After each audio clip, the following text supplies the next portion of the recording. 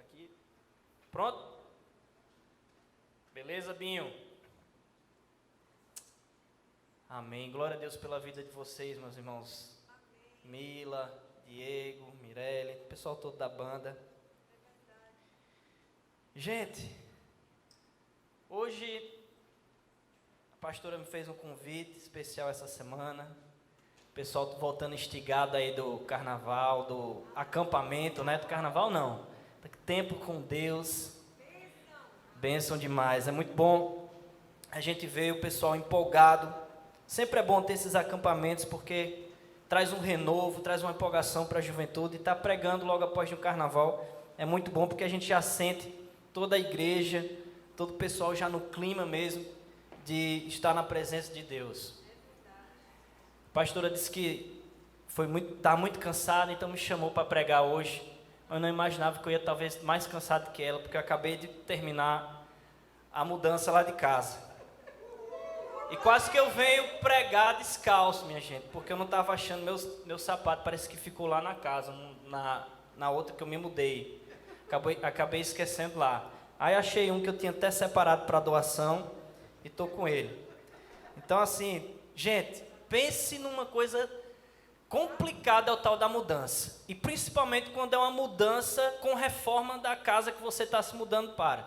Então assim, você se programa, você planeja, você marca uma data, você já deixa tudo agendado com a equipe, com os empreiteiros e tal, e sempre tem um imprevisto, sempre tem um ajuste para fazer aqui, outro ali, e realmente é uma série da Netflix, meu irmão, você concluir um processo de sair de um lugar para o outro.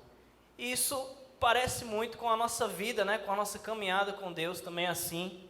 Muitas vezes a gente está indo aí numa caminhada e acontece alguns percalços no meio do caminho, a gente tem que colocar a cabeça no lugar, olhar para o alto e dizer, Senhor, guia-me, porque daqui eu não consigo enxergar um palmo à minha frente.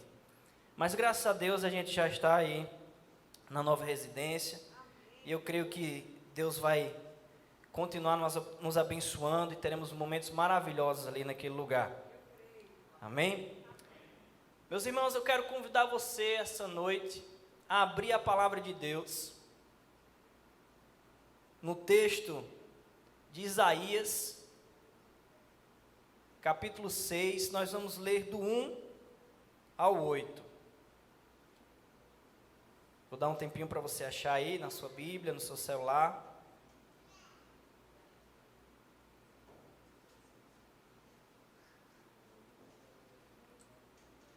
E até me perguntaram, mas Christian, como é que tu marca de pregar logo no dia que tu está fazendo a mudança? Um negócio em cima da hora mesmo. Quase que eu não estava achando roupa, não estava achando nada. E a pessoa me perguntou, rapaz, tu é doido de marcar um compromisso assim, no dia que você está fazendo mudança? Eu disse, rapaz, porque é ali onde eu encontro descanso. Porque é na casa de Deus que eu encontro refrigério de alma. A gente tem uma semana extremamente frenética, corrida, com muitos compromissos. E, cara, a gente tem que enxergar que quando estamos na casa de Deus é um momento que temos de descansar nos braços do Pai. Não existe nada que vai me cansar mais do que estando aqui, pelo contrário.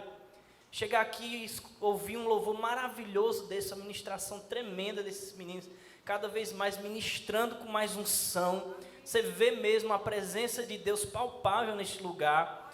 Né? Muito, muito bom, muito alegre demais o meu coração ver o que Deus está fazendo no nosso meio. E realmente eu não meço esforços para estar aqui com vocês todo sábado, domingo, quando a gente pode, porque realmente é um momento que a gente tem de uma semana tão corrida, dizer, Senhor, cuida de mim, estou tão cansado, me ajuda, só tenho a Ti. E papai, Ele é tão bom, que Ele vai ministrando no nosso coração, desde a primeira música até o último minuto do culto, não é verdade? Então que Deus, essa noite também possa continuar falando aos nossos corações, através da sua palavra. Quantos acharam, digam amém. Amém. Se você não achou, diga peraí. Não tem nem mais graça, porque eles botam agora aqui, né? Então tá bom. Vamos lá, gente. Isaías 6, do versículo 1 ao 8. No ano em que o rei Uzias morreu, eu vi o Senhor assentado num trono alto e exaltado, e a aba de sua veste enchia o templo. Acima dele estavam serafins, cada um deles tinha 6 asas, com 2 cobriam o rosto, com 2 cobriam os pés e com 2 voavam, e proclamavam uns aos outros: Santo, Santo, Santo é o Senhor dos exércitos, a terra inteira está cheia da sua glória. Ao som das suas vozes, os batentes das portas tremeram, e o templo ficou cheio de fumaça. Então gritei: ai de mim, estou perdido, pois sou um homem de lábios impuros, e vivo no meio de um povo de lábios impuros. Os meus olhos viram o Rei, o Senhor dos exércitos. Logo um dos serafins voou até mim, trazendo uma brasa viva que havia tirado do altar com uma tenaz. Com ela tocou a minha boca e disse: veja, isto tocou os seus lábios, por isso a sua culpa será removida e o seu pecado será perdoado. Então ouvi a voz do Senhor conclamando: quem enviarei? Quem irá por nós? E eu respondi: eis-me aqui, envia-me. Amém. Senhor Jesus, eis aqui a tua santa palavra. Ó Deus, muito obrigado, porque a cada letra, ó Deus, dessa palavra sagrada, Senhor, a cada capítulo, nós temos uma revelação de quem Tu és, ó Pai. E eu quero te pedir, Senhor, que essa noite Tu tenha misericórdia de mim, tenha misericórdia do Teu povo que está aqui, e que Tu possas, ó Deus, me encher da Tua presença, Senhor, para que eu fale somente aquilo que vem do Teu trono, Senhor, somente aquilo que está no Teu coração, Senhor. Que nesse momento eu seja totalmente esvaziado de mim mesmo e cheio do Teu Espírito. Ó Deus, prepara os corações dos jovens essa noite, Senhor, para receberem, ó Pai, a semente da Tua palavra, e que ela possa crescer e habitar os corações, Senhor, trazendo frutos para a honra e glória do Teu nome. Amém. Pessoal, o tema que eu escolhi para essa noite se chama Enviados. Nós vamos, a partir desse texto de Isaías 6, conhecido como o chamado de Isaías, nós vamos desmembrá-lo em 5 pontos, e nós vamos estudar o que é um chamado profético. Amém? O primeiro ponto que temos aqui, e é algo que muitas vezes talvez passa até desapercebido, é que o texto já começa assim: no ano em que o rei Uzias morreu. E a gente tem uma tendência de já passar para isso, e já ir lá para aquela contemplação de Isaías, vendo a glória de Deus e até chegar o seu chamado. Mas eu quero tirar alguns minutos para trazer o contexto em que o chamado de Isaías aconteceu. Nós sabemos que Uzias, ele veio com o reinado após Salomão, né? Quando Salomão morreu, o reino de Israel ele foi dividido em 2 reinos, o reino de Judá e o reino de Israel, né? E Uzias, ele era o rei de Judá, foi um grande rei que teve grandes avanços militares, grandes avanços de logística para o reino de Judá, ou seja, ele foi um rei de grandes conquistas. Mas com o passar do tempo, isso você vê em história de vários reis aqui na Bíblia, o Uzias, ele cresceu demais em orgulho, em soberba, e aí seu reino foi entrando em decadência, né? Ele entrou de forma irreverente no templo de Deus, e ali ele foi tocado por Deus, foi castigado por Deus, e adquiriu a tão famosa lepra, né? Então, assim, trazendo esse entendimento para você, para que você entenda que o chamado profético, Deus, ele levanta seus profetas em meio à crise. O reino de Judá estava neste momento a adentrar uma grande crise, porque os próximos reinados iriam ser reinados assim, ruins para o povo de Israel. A impureza, a imoralidade, a idolatria ia crescer de forma tremenda naquele tempo. Então, Isaías já estava vivendo em meio a uma crise. desde o luto à morte do rei Uzias, né, em que todo o reinado ali já estava em luto, estavam preocupados, e agora o que será de nós? O grande rei morreu. Então já estava se estabelecendo ali uma crise. E nós, trazendo para os dias de hoje, podemos visualizar nos tempos atuais uma grande crise mundial em que vivemos. Não é verdade? Temos hoje aí, muitos dizem que já é a Segunda Guerra Fria, alguns dizem que nem acabou a primeira. Isso é apenas uma intensificação de algo que já acontecia entre o Ocidente e o Oriente, né? Ali, principalmente a antiga União Soviética. Então, nós temos hoje uma crise instalada no mundo, tanto uma crise bélica, né, como essa guerra, como também a crise moral, como também as questões do pecado têm adentrado demais a sociedade, e a Igreja de Cristo tem sido atacada constantemente. Nós vemos aí nos últimos tempos, desde a pandemia, que já dura alguns anos, a questão de pautas ideológicas sendo aprovadas e invertidas, né? Legisladores realmente criando, juízes realmente criando leis, as coisas se invertendo. Nós vimos aí na Colômbia, algo triste, você vê o aborto sendo aprovado até o 6º mês. E você vê uma contradição gigantesca, você vê a crise moral que nós estamos enfrentando, ao ponto de que choramos por guerras, mas nos alegramos em bebês totalmente inteiros, dentro do ventre da mãe, podendo ser mortos por uma decisão. Ou seja, nós choramos por aqueles que já estão fora do ventre, mas não reconhecemos a vida dentro do ventre de uma mãe, um bebê já plenamente formado. Temos uma crise política instalada mundialmente, com corrupção crescendo a cada dia mais. E é nesse contexto que Deus, Ele chama os seus profetas. Ele levanta jovens, homens, mulheres, para que não se calem diante das atrocidades do mundo. E nós precisamos entender e olhar para as coisas que acontecem ao nosso redor com uma visão escatológica, ou seja, com uma visão dos fins dos tempos. Não trazendo aqui teorias da conspiração de que o mundo vai se acabar agora numa guerra nuclear. Não, mas nós precisamos entender que a tendência é que as coisas piorem. E somente aqueles que realmente entendem o seu propósito e o seu chamado em Deus irão permanecer firmes nele.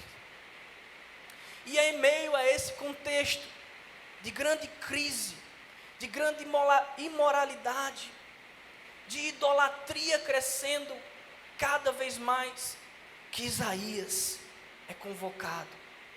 Deus se revela a Isaías. E nós enxergamos aqui,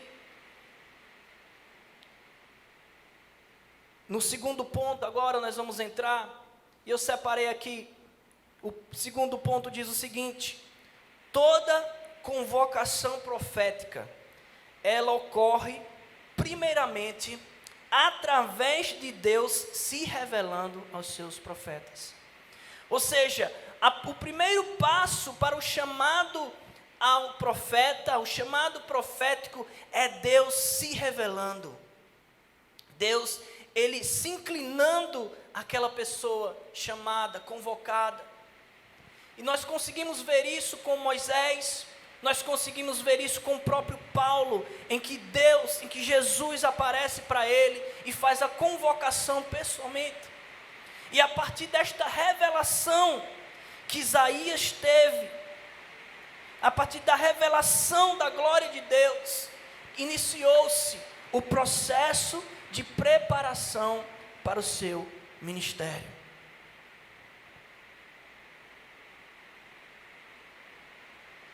Eu quero que você tente lembrar do momento em que você teve um encontro com Deus. Como foi? Em que momento da sua vida isso aconteceu? Porque eu tenho certeza, meus irmãos, que quando temos um encontro verdadeiro com Deus, nós não conseguimos ficar da mesma forma que éramos antes. Por isso, meu irmão, que muito me preocupa se realmente esta geração de jovens, essa crescente quantidade de jovens nominais, de cristãos nominais, realmente tiveram um encontro com Deus. Porque é impossível, e nós vamos entrar agora no terceiro ponto, hoje a pregação vai ser um pouco mais curta, mas, meus irmãos, é impossível você ter a Deus se revelando a você, com sua glória e com sua santidade, e você permanecer o mesmo, e querer permanecer o mesmo. Então esse evangelho que muitas vezes é entregue às multidões, um evangelho fácil, que não confronta, que não incomoda, que não constrange, será que é o verdadeiro evangelho que flui do trono de Deus? Quando nós nos debruçamos a palavra de Deus e nós vemos a história de seus profetas, de seus apóstolos, dos homens levantados por Deus, nós percebemos que há uma transformação de vida, de percepção, de caráter, de postura. E nós vemos aqui que Deus, Ele é tão santo, que os próprios serafins que ficavam acima do seu trono, ou seja, seres superiores a nós, os próprios serafins, com 6 asas, das 6, 4 eram usadas para cobrir as suas imperfeições. Eles cobriam a face e cobriam os pés em reverência àquele que é santo, àquele que é perfeito, àquele que é poderoso. Os serafins, eles em tamanha reverência e temor à glória de Deus, das 6 asas, 4 eles usavam para se cobrir. E muitas vezes nós queremos chegar ao altar de Deus, à casa de Deus, de qualquer jeito. Nós não temos reverência à santa presença de Deus. E muitas vezes não sabemos o porquê de tanta frieza. Ai, hoje o culto foi tão frio. Ai, hoje eu não senti aquele arrepio. Mas, meu irmão, será que você preparou o seu coração? Será que você passou a semana toda buscando a face de Deus, buscando a comunhão com Deus, a santidade, a palavra, a oração? E você quer simplesmente chegar na casa de Deus, chegar num culto e sentir um arrepio terceirizado? De jovens que talvez passaram a semana toda se consagrando e lutando contra os seus pecados, e você chega aqui, nossa, hoje o culto não foi legal. Talvez não foi legal, meu irmão, porque você não chegou com seu coração sedento pela palavra de Deus, sedento pela presença de Deus. Você não se colocou reverente diante dele. Você vê ali no chamado, como já foi falado aqui outras vezes, quando Deus se revela a Moisés, ele diz: tire as sandálias, pois o lugar que tu vais pisar é santo. Vivemos realmente a época da graça e da tremenda misericórdia de Deus, porque talvez na igreja primitiva a gente teria sido já fulminado. No Velho Testamento, muitos de nós aqui estariam sendo fulminados, a começar de mim. Quantas vezes nos preparamos para fazer algo por Deus de forma tão displicente, de bolo, de qualquer jeito? E aqui nós percebemos os anjos, os serafins, em total reverência, adorando santo, santo, santo, santo, reconhecendo a glória e a santidade de Deus. Essa revelação de Deus, meu irmão, ao seu profeta, como eu falei, ela causa um efeito devastador na vida daquele que é convocado por Deus.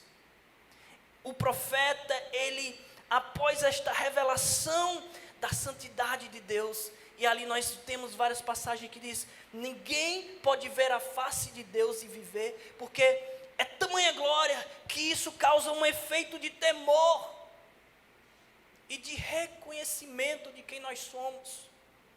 Esta revelação de Deus, ela desnuda o profeta, que é exposto à sua pecaminosidade, vulnerabilidade e limitações. Você vê aqui no texto, a partir do versículo 5, quando Isaías ele tem aquela revelação de Deus e da sua grandeza e da sua santidade, a primeira coisa que acontece com Isaías é ele perceber a sua própria impureza e a sua pecaminosidade, e ele diz: ai de mim, Senhor, pois sou homem de lábios impuros. Muitos de nós esbarramos nesse terceiro ponto do chamado profético. Nós sentimos um ímpeto em fazer algo por Deus, uma grande vontade de fazer algo por Deus.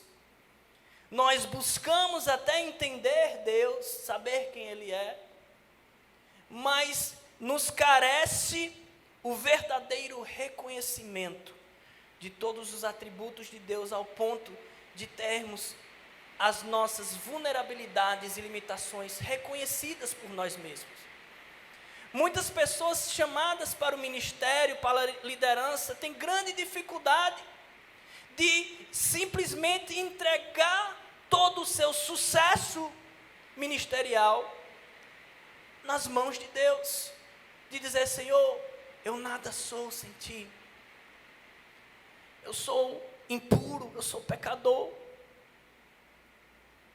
eu preciso ser tratado por Ti.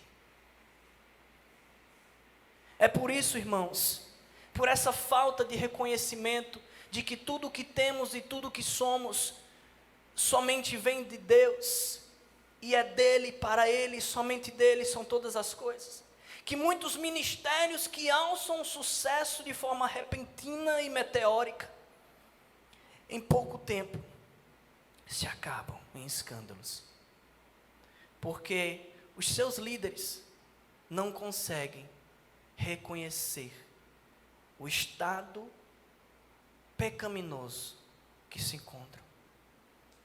É por isso que muitas vezes o Evangelho de Deus é tratado com deboche pela sociedade, porque líderes irresponsáveis não têm se colocado diante da santa presença de Deus em humildade, em reconhecimento, em arrependimento. Arrependimento é a chave de um chamado ministerial sustentável.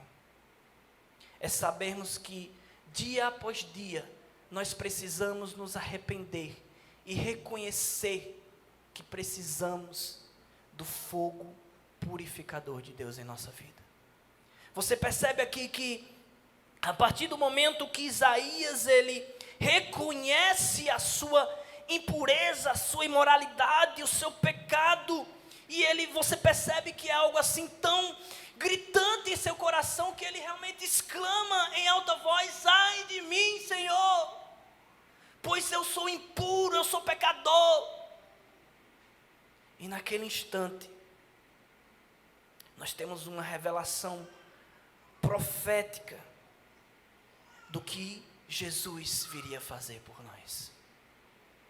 Aqui nós temos a brasa viva, representando a vinda de Cristo, para purificar os nossos pecados e nos perdoar. Muitos teólogos dizem que esta revelação que Isaías teve foi da segunda pessoa da Trindade, foi do próprio Jesus Cristo. Temos aqui, ali os termos em hebraico, Adonai, alguma coisa aí, depois Rodriguinho pode lhe explicar aí, porque ele gosta dessas coisas. Aí, quando você lê o texto no original, você percebe que aqui Isaías já estava tendo a revelação de Jesus Cristo. Isaías considerado o maior profeta messiânico da Bíblia. É muito interessante que dizem que o livro de Isaías, ele é um microcosmo de toda a Bíblia. Ele tem 66 capítulos e a Bíblia tem 66 livros. As coincidências, não é as coisas de Deus. Deus é maravilhoso. Ele é muito criativo, gente. É impressionante como Deus age. Mas ao mesmo tempo que ele é criativo, eu creio nos padrões de Deus também. Ele cria certos padrões. E eu vejo um padrão profético, um padrão de chamado profético que Deus utiliza. Aqui nós conseguimos identificar aqui em Isaías para os chamados de outros profetas e outros homens de Deus. Desde aqueles que não constam aqui na Bíblia, mas que constam na história de Deus, na história de sua igreja. A exemplo de Lutero. Lutero, quando recebeu, ele tinha um grande problema com Deus. Lutero, ele inclusive diz em sua biografia que antes dele entender a justiça de Deus, antes dele ser verdadeiramente alcançado por Deus, pelo seu amor, pela sua justiça, ele odiava Deus, porque ele não conseguia entender como é que ele poderia alcançar a graça de Deus, a salvação.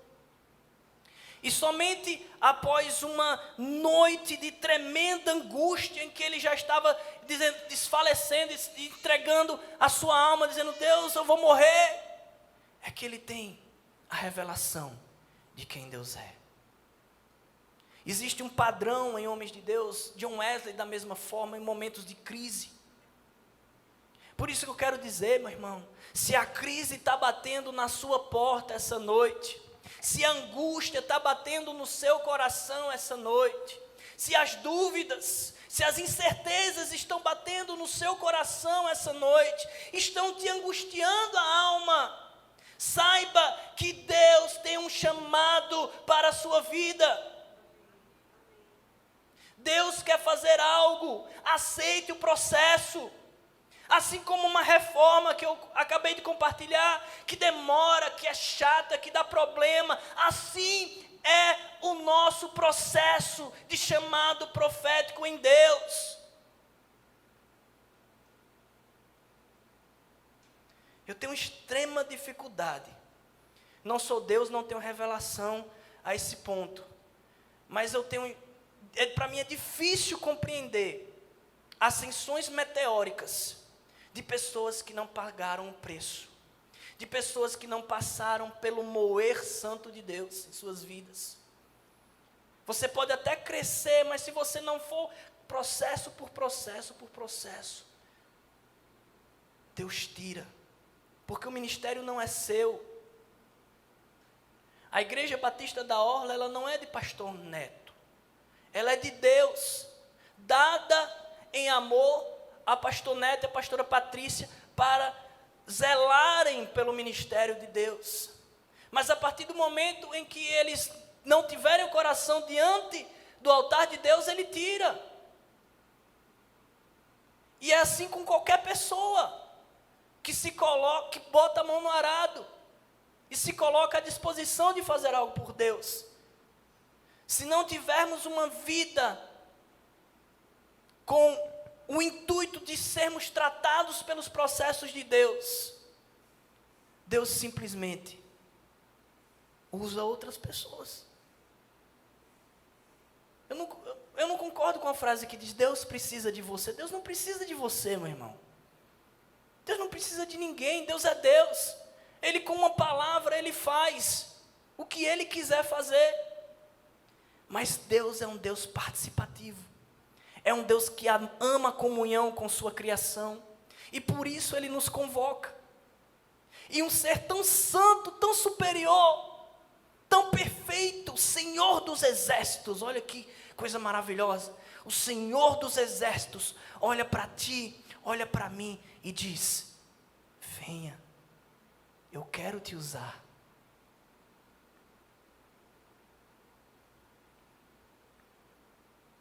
Aprenda a valorizar os processos de Deus na tua vida.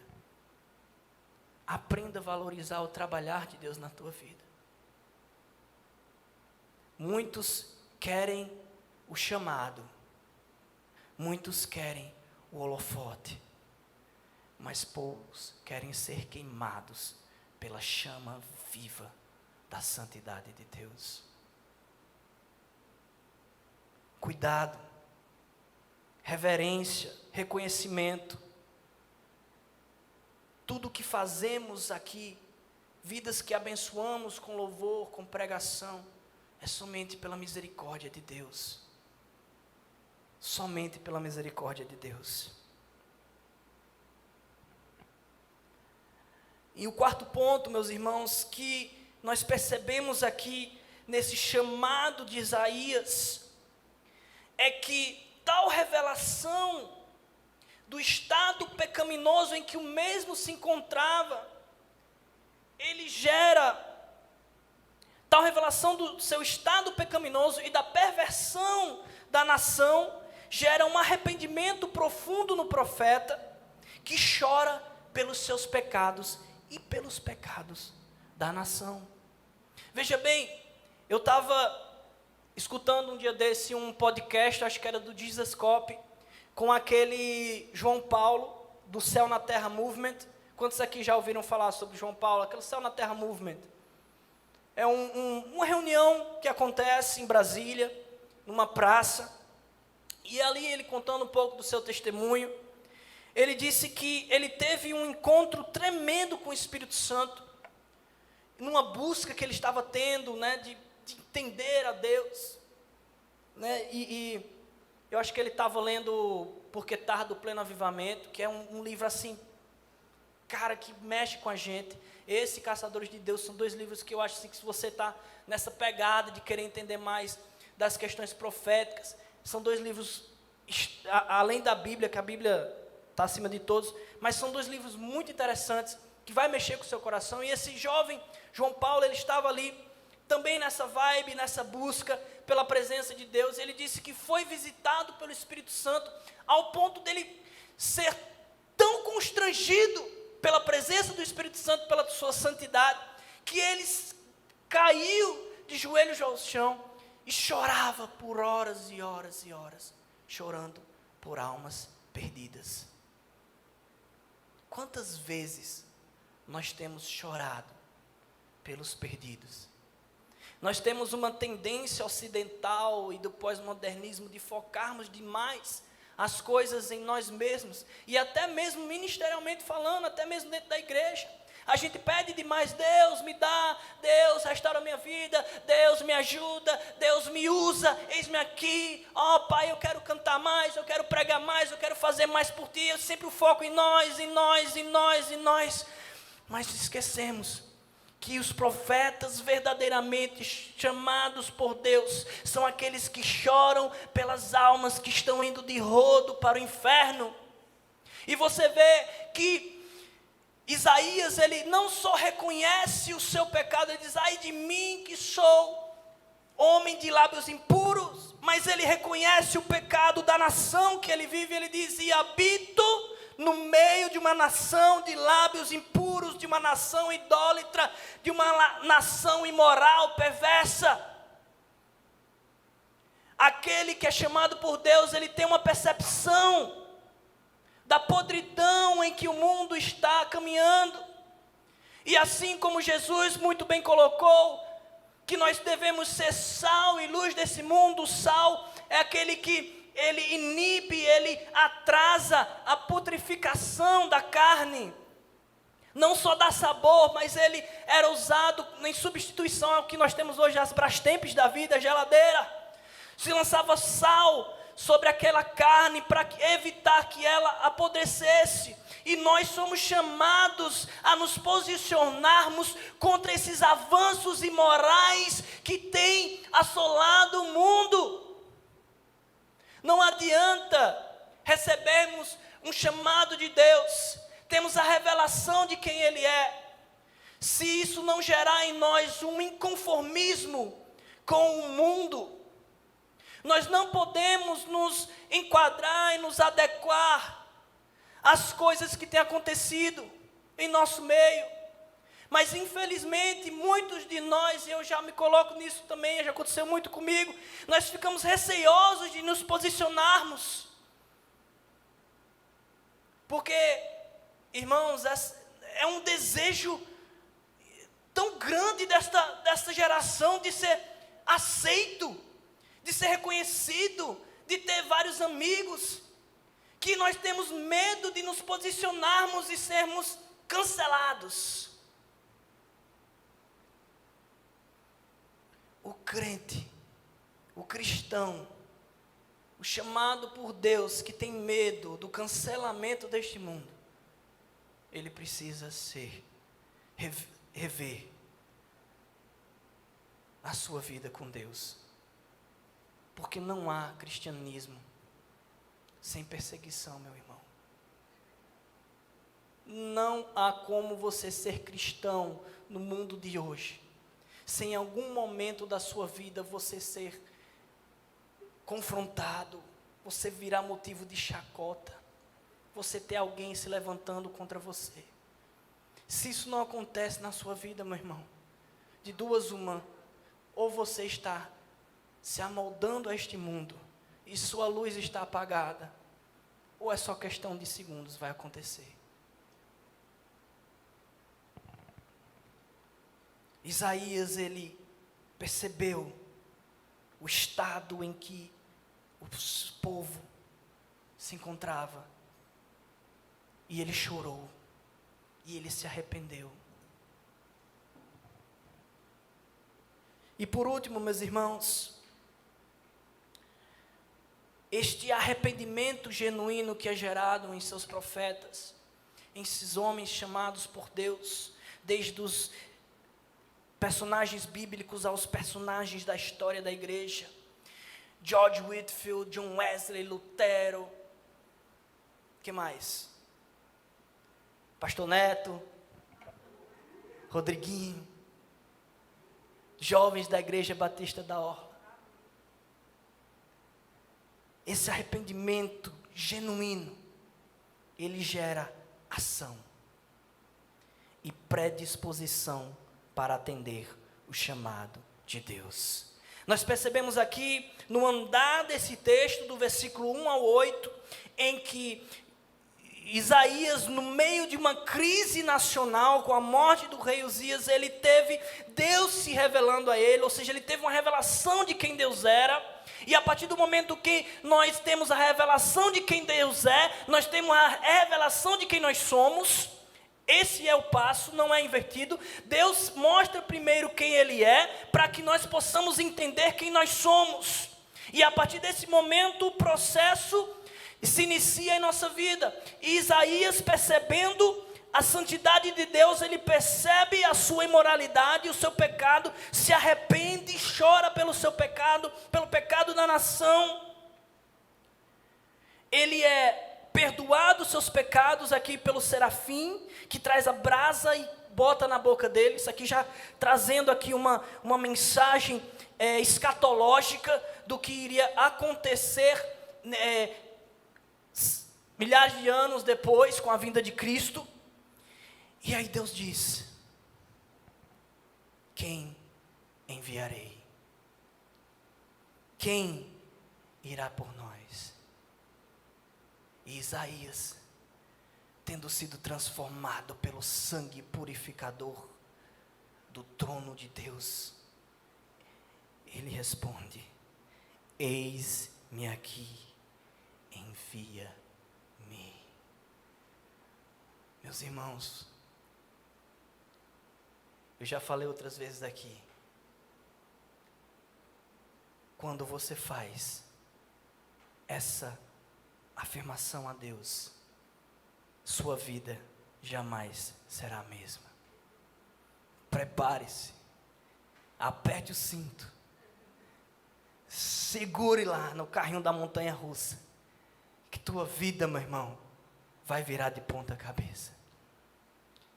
Mas é a melhor decisão que você pode ter na sua vida. E eu quero convocar você essa noite, jovem, não tão jovens, como nós temos aqui também, Pastor Paulo, eita, Acaba bom. Ô, homem de Deus. Igreja Batista da Orla. Ação. Perseverança. Vamos nos manter firmes no chamado e no propósito de Deus para esta igreja. E eu creio que grandes coisas Deus vai fazer e já está fazendo em nosso meio. Quem de nós imaginávamos tantas coisas acontecendo em nosso meio? Tantos jovens cheios de talentos, jovens com o dom da palavra, com louvor, com revelações, profecias em nosso meio, dons espirituais sendo manifestados. Quem imaginava que Deus iria fazer isso em nossa igreja? Mas Deus tem muito mais para fazer. E eu creio que é questão de tempo para essas cadeiras vazias serem preenchidas por jovens sedentos. Sedentos pela presença de Deus. Eu quero convocar a banda aqui para frente. Enquanto a gente faz um apanhado aqui do que falamos hoje. Deus, Ele tem falado muito ao meu coração. Eu acho que tem tido um alinhamento com várias outras pessoas. Acho que Anderson já pregou sobre isso. Pastor Neto teve uma sequência linda sobre a questão da reforma. Nós temos que entender, meus irmãos, que o que Deus quer fazer na nossa igreja é algo tão grande, mas para isso nós precisamos aceitar os processos, a dor de ser moldado nas mãos do oleiro. Porque Deus, Ele não divide sua glória, sabe? Os homens de Deus, os profetas de Deus, os ministros de Deus, e isso você vê muito bem detalhado em chamado de Paulo. Paulo, ele era judeu dos judeus, ou seja, ele era um cara assim, conhecedor de tudo, da palavra, da lei. E sabe o que Deus fez com Paulo? Ele quebrou Paulo. O encontro que Paulo teve com Jesus naquela estrada o quebrou. Por quê? Porque se não tivesse acontecido aquele encontro, talvez Paulo iria se vangloriar do seu conhecimento teológico, técnico, da sua sabedoria humana, da sua filosofia. E quando Deus chama, Ele diz: primeiro você tem que aprender a ser nada.